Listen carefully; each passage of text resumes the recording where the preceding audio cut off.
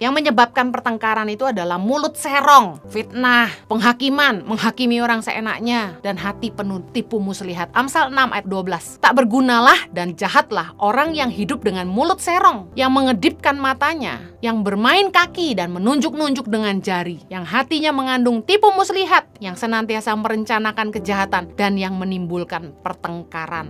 Orang tuh kalau udah mainnya sama tukang fitnah, sama orang-orang yang sukanya menghakimi orang lain, hatinya penuh tipu muslihat, itu nggak akan jauh dari pertengkaran. Orang-orang yang demikian dikatakan firman Tuhan, orang-orang yang tidak berguna dan jahat, hidup dengan mulut serong, ngomongin orang, gosipin orang, ngurusin orang, fitnah. Hati-hati, hal-hal ini menimbulkan pertengkaran. Amsal 28 ayat 25 berkata, orang yang loba menimbulkan pertengkaran, tetapi siapa percaya kepada Tuhan diberi kelimpahan. Orang yang loba tuh maksud gini, orang-orang yang selalu cari keuntungan diri sendiri, orang-orang yang nipu untuk cari keuntungan, pasti akan bertengkar. Karena seringkali orang diem-diem cari untung, lalu akhirnya akan menimbulkan pertengkaran. Jangan punya hati yang ingin menipu teman sendiri demi mencari keuntungan diri sendiri, pasti bertengkar ujung-ujungnya. Keluarga juga begitu, saudara sekandung pun juga begitu. Kalau ada yang punya hati ingin cari keuntungan untuk diri sendiri, pasti ujung-ujungnya mengorbankan hubungan. Penyebab pertengkaran yang berikutnya itu kebencian. Amsal 10 ayat 12. Kebencian menimbulkan pertengkaran, tetapi kasih menutupi segala pelanggaran. Jangan suka benci sama orang. Orang kalau udah benci itu udah kayak bara api, tinggal disulut langsung meledus. Kebencian menimbulkan pertengkaran. Jangan suka benci sama orang. Selesaikan, ampuni, miliki kasih yang besar kepada orang lain, sehingga kalau ada pelanggaran itu kasih bisa menutupi.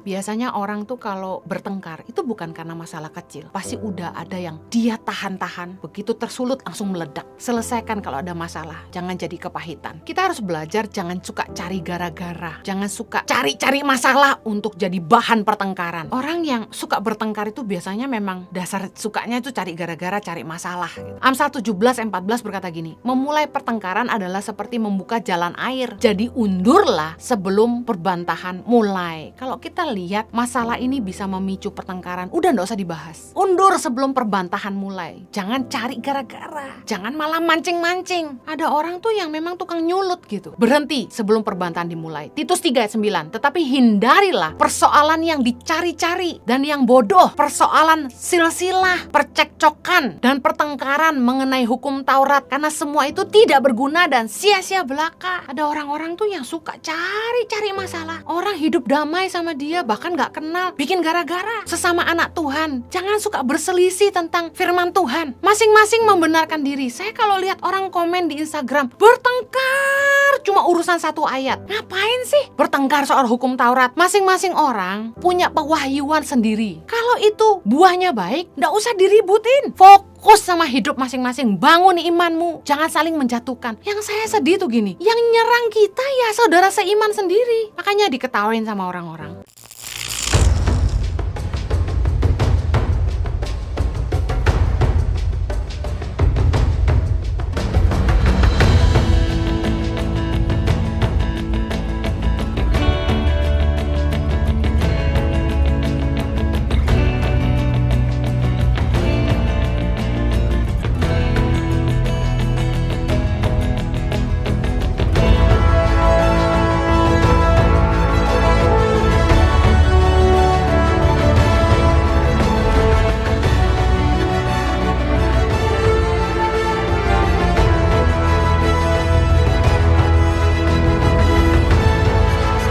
Cerita anak pedalaman dalam meraih mimpi dan mengejar cita-cita bersama Tangan Pengharapan.